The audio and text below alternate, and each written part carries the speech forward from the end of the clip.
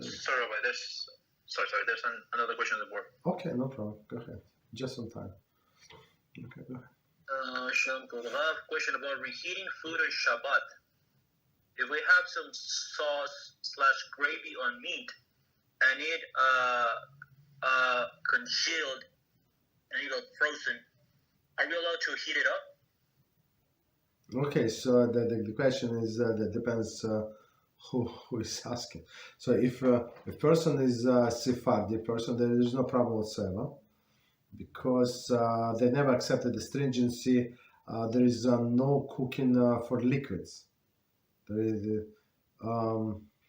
they say, what was it? There is a they say there is no cooking after cooking for liquids. But Ashkenazim say, yeah, no, there is a cooking after cooking for liquids.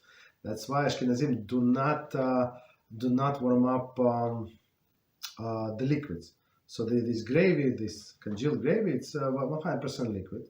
So we would not be allowed to warm up like on a blech or on a hot plate. Would not be allowed. But what we do in our family, like if we have such a chicken, for example, right? So we just take it out of the refrigerator, let it stand, right? Room temperature. It's getting like, it's not cold from refrigerator. It's room temperature. It's nice. So that's how we eat. No problem. But if you want to warm up, so make sure it is done without any gravy. So right, it's just different recipe. Okay, no gravy, and then you can warm up. And even then, when you warm up, for example, it was in like this aluminum these containers, disposable containers.